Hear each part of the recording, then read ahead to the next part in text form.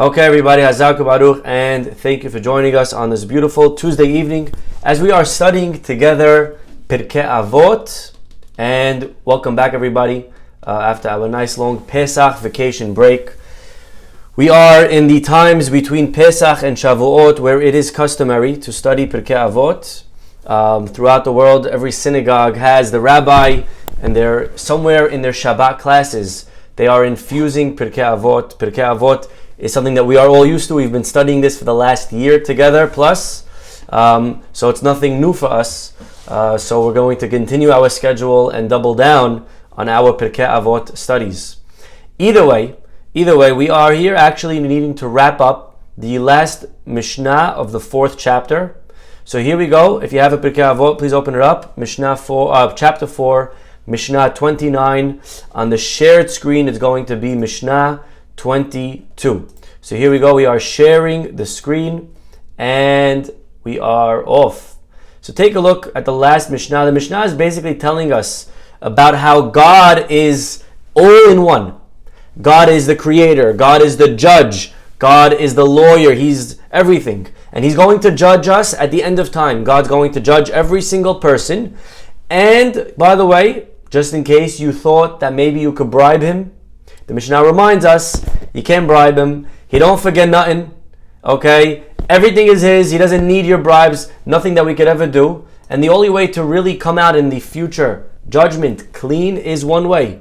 Teshuvah and ma'asim tovim. Okay? To do good deeds and to repent for our mistakes. And here we are, last lines. He says like this. Al korhach ata notzar. Against our will, we were created. Ve'al korhach ata nolad, and against our wills, we are born. Ve'al korhach ata chai, and against our will, we are alive. Ve'al korhach ata mit, and against our will, we will die.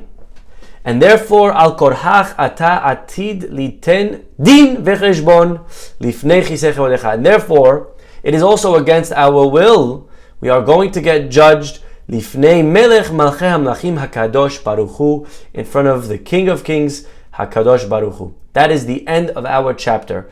And what the Mishnah is basically telling us is that we are here against our will.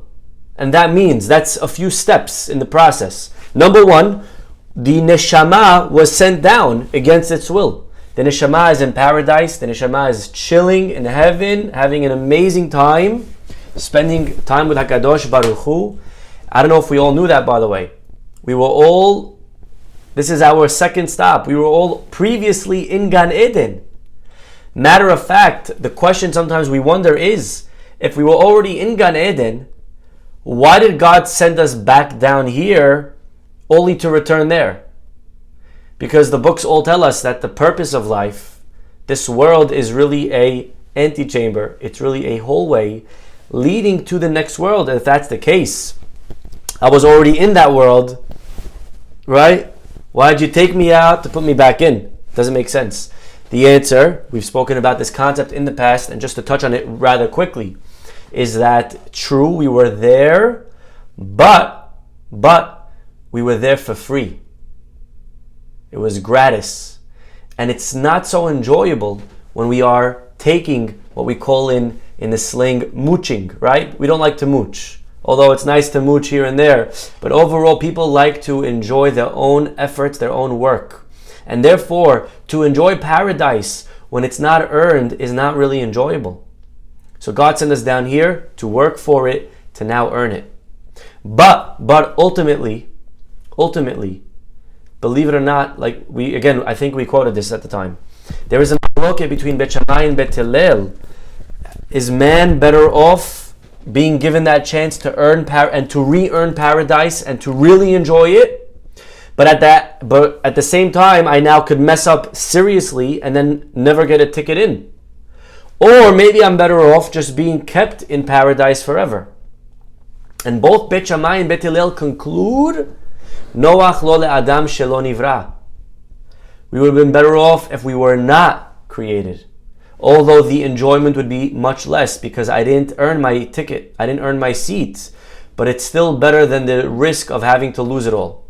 So we are sent down to this world against our will. We did not ask to be here. And even in the womb, right? It's awesome. No headache, no credit card bills, no friends drama, right? In the womb, we're hanging out with the umbilical cord. We're swimming around. We're doing our thing. We're eating food all day long, right? I don't know about you. Life was awesome in there. I don't remember having, trauma. All of a sudden, we're kicked out. We have to go through this tiny space and we're shot out into the world where we're crying, wah, wah, wah, right? And everyone's, oh my God, right? Everyone's cracking up and popping the champagne. And we didn't ask, right? We didn't want to be born either, right? We wanted to stay in heavens. And then we wanted to stay in the womb. And we are also in this world against our will. Okay, according to halakha, we don't have the right to take away our lives. Now, they are legalizing, unfortunately, in certain places in the world, euthanasia now. And again, it's a very delicate and sensitive topic, which, this class is not the scope for that. But according to halakha, one is not allowed to end their life or the life of a loved one quicker just because they are in pain. So we are here against our will as well. And finally, al korhach ata met, we die against our will. Think about everybody that the time comes to go. They'll spend every dollar possible to extend their health, to stay in this world as much as possible. We'll do whatever we can, right? They say that a person spends their entire youth destroying their health to make money. And then as they get older, they spend all their money to gain back their health. Right? That is the irony of life. So we are here against our will, and then we die against our will. And therefore, we're going to have to answer. By the way, we're going to die against our will. There's no way of escaping death. Till today, they have yet to come out with a solution to this thing called death. And actually, the Midrash tells us an interesting story. You ready for this one? For those Midrash lovers? Once upon a time, Shlomo HaMelech, he met the angel of death. Unlike the usual, where the angel of death is just going around killing everybody, this time the angel of death was very sad. And Shlomo HaMelech says to the angel of death, "Why are you so sad, my dear friend, good old angel of death?" And the Malach says back, Shlomo, your two workers, your two assistants, that are so loyal to you, those two good guys, they're really good guys. And unfortunately, I was giving an order that I have to kill them tomorrow. And it really broke my heart today that tomorrow I'm going to have to take away such two righteous people from this world. So that's, you asked and I'm telling you that's why I'm sad. Well, Shlomo HaMelech heard this inside info. Right away, he sent for these two workers of his. And where did he ship them off to? Anyone know? Give it a couple of seconds.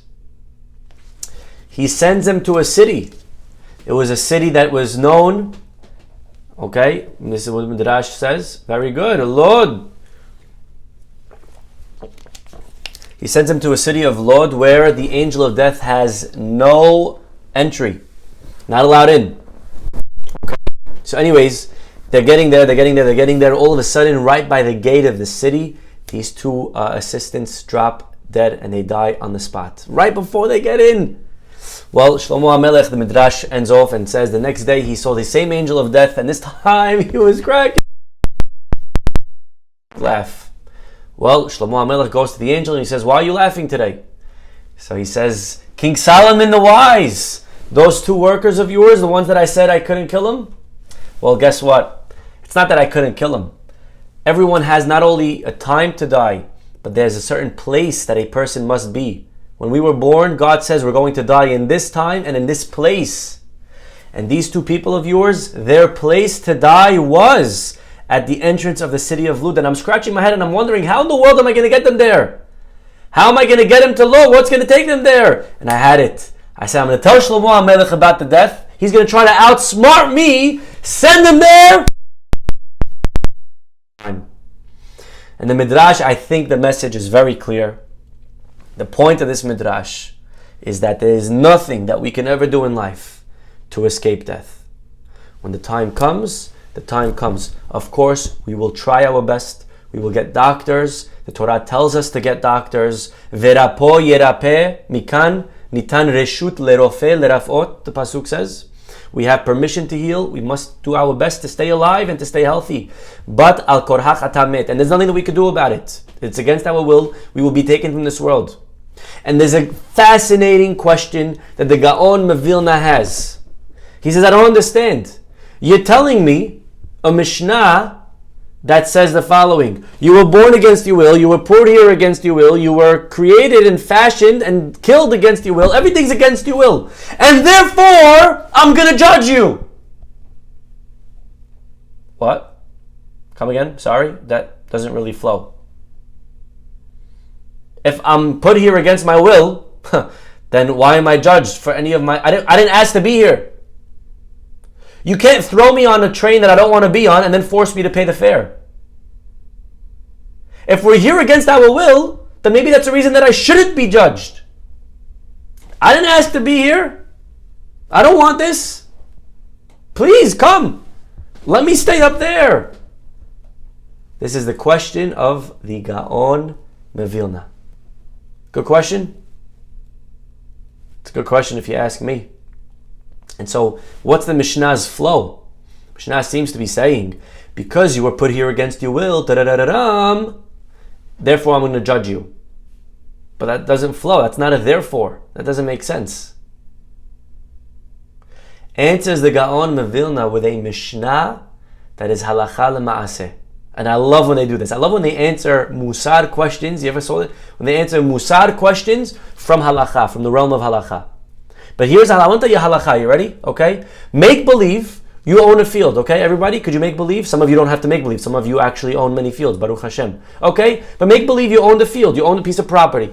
Okay? Here's the piece of property. Okay. Now, a guy, call him whatever you want. I'll call him Joe. I'm Ariel.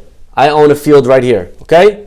Joe owns property on 3 of the sides around me, okay? You ready? 1, 2, 3, okay? Joe owns field, 3 sides surrounding my property. Well, Joe doesn't like that our properties are touching without any security. Joe decides he wants a fence. I personally don't care for a fence. I actually like no fence. I think it's nice to have it open. But Joe wants a fence. And he has the right. He puts up a fence. So he surrounds between my property and his 3 sides. He puts up 3 fences. 1, 2, 3. Okay, that's clear. Good? Now there's a halacha question. Can Joe force me, the inside man, to pay or split the expenses of the fence with him? Joe says, listen, this fence is benefiting the both of us. I think it's only fair that you share the burden and the expense of the fence. Could Joe force me to split the expense? The halacha is no. Because I will say back to Joe, excuse me, I didn't ask for the fence. You want it, you put it up, but it doesn't help me and it doesn't bother me if it's not there. That's a good claim, and actually the claim is with the inside owner and he doesn't have to pay. However, what happens if next week Ariel, the middle owner, now comes and he now fences off the 4th side? So he paid for 10 feet of fence. Now what? The halacha now says, because you fenced the 4th side, you're showing that you do want a fence, and now we throw the book on you for the other 3. Nice? Okay, this is, okay, Gemara, okay? Everyone with the fingers. Okay, like Trump and the wall with Mexico. Ya'eni. Okay, very good. But according to Trump, we're going to make the fence and we're going to make them pay for it. Okay, but this is the halacha. Okay, very nice. Says the Gaon Mevilna, we now understand our Mishnah. You read the Mishnah wrong, says the Gaon Mevilna. The Mishnah listed 4 steps that are against our will. We were created against our will. We were born against our will. We live against our will. And we die against our will. 4 steps. But says the Gaon Mevilna, those 4 are not all equal. The first 3 are against our will. We didn't ask for this fence. We didn't ask for this fence. We didn't ask for this fence. We didn't ask to be born. We didn't ask to be here. And that's a good claim. And technically, if that was a claim, you wouldn't have to pay for the fence. But what happens if you make the fourth side? Says the Gaon Mevilna, what's the fourth side in our list? Remember? Al korhach atamet. When it comes time to die, we don't want to die. All of a sudden, we want to stay alive. We do want to be here. So you did ask for this. You can't say, I didn't ask for this, when you're paying every dollar possible to enjoy life and to stay alive and to be healthy. And because of that, the fourth al korhach, the fourth thing in the list, the fourth item listed is against our will, but that actually destroys the first three. Because you try to stay alive, now you're showing that you're happy that you were born. And if that's the case, we are obligated to answer up for all our decisions and choices that we made in our lifetime. Incredible. Incredible is a correct word. I love that word, incredible. And there's no better way to cap this off than with a beautiful cherry on top and a mashal from the Magid of Duvna. Are you all familiar with the Magid of Duvna? The Magid Meduvna was called Rabbi Yaakov. His name was Rabbi Yaakov, and he was such a good storyteller. He gave the best mashals, parables in the world. He gave the best parables. One matter of fact, they once came and asked him, Rabbi, how is it that you're so good at giving parables? And he answered with a parable. He said, I'll tell you how. I'm going to tell you a parable. There was once a man shooting arrows at a target, and every single one, bullseye, bullseye, bullseye. A man walks by, he says, wow, 100 yards away, every single one. He's very impressed. He walks over to the archer, he says, sir, could you tell me, where did you learn this? How do you get every single one right in the middle? So the archer smiles, he says, I'll tell you my secret. Everybody draws the target and then shoots the arrow. Me, I shoot the arrow and then I draw the target. And that was his answer of how he's so good at giving mashals. I'm going to leave it up to you to break down and decode that mashal. But either way, coming back to his mashal that he gives on our case. He says there was once upon a time a man. This man had two daughters. Unfortunately, both of them were not so seeked after. One of them was very, very ugly, and one of them had a horrible potty mouth. Every word out of her mouth was either an insult or a curse. Of course, no one wanted to go out with them. No one wanted to marry them. And so the father had no choice. He has to settle for the only option. He gets for his ugly daughter a blind man, and he gets for his disgusting, rude daughter, he gets a deaf man. So here is a blind man married to the ugly wife. Here is a deaf man married to the rude wife. And they're married, and everything's amazing. Life is awesome. The blind man don't know who he's married to. He thinks she's beautiful. She's very sweet. The deaf man sees his wife yelling at him, but he can't hear nothing. He thinks she's telling him how awesome he is and how his beard looks amazing. And he says, thank you, honey. You're amazing also. I love you too. And they're married and life is awesome. And of course, in the mashal, anything can happen. And so one day a doctor walks into town and he has a cure for the blind and a cure for the deaf. And he is so positive in his medicine that he says money back guaranteed if you're not satisfied. Well, the blind man, the deaf man, they stand in line and they're ready to get cured. The doctor cures them, they pay, and they're cured. The husband, he could see, oh my gosh, I can't believe it. He goes back home, he opens the door to the nightmare of his life. He sees his wife and she is hideous. Oh my God, I can't believe it. You're the one I'm married to. I can't. The deaf man, he can now hear. He goes home. He opens the door and the wife's yelling at him. She didn't stop yelling from the moment he left. And she's yelling and she's cursing the guy, right? My friend, he goes to me, Rabbi, I didn't speak to my wife in 6 months. I said, how come? He said, I didn't want to interrupt her. So this man walks home and his wife's yelling and cursing him the same way when he left. He's like, oh my God, this is who you are. This is what you've been yelling all of these years. I've been married. I thought you were yelling praises and singing to me. Now I realize. They run back to the doctor, each one. I want a refund. I want a refund. So what do you mean you want a refund? You said if we're not satisfied, we get a refund. Me, my wife, she's so ugly. I can't even look at her.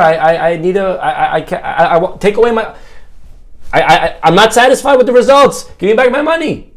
The other one, same thing. I wish I never heard in my life. I don't know why you gave me the ears. The doctor's like, what do you mean? But it worked.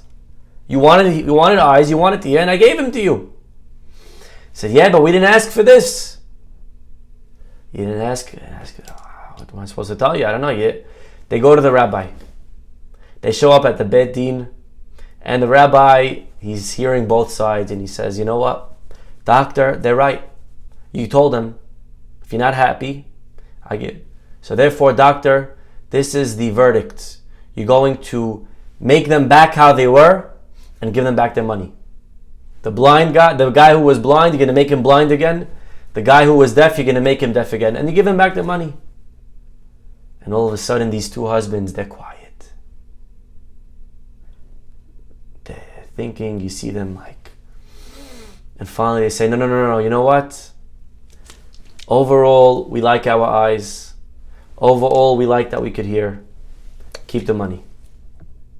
Says the Maggid of Duvna, that's our Mishnah. Yes, maybe there are things that we didn't pick. But overall, we want to see. Overall, we're happy that we're alive. And therefore, we have to take responsibility for our choices and our decisions. This is a beautiful musar. In life, a lot of times, we are in a relationship. It could be with someone. It could be in a job. And there are certain things that we don't like. I don't like everything about the person that I'm married to. I don't like everything about the person that I work with. I don't like everything about my job. And we sometimes huff and puff. I can't wait.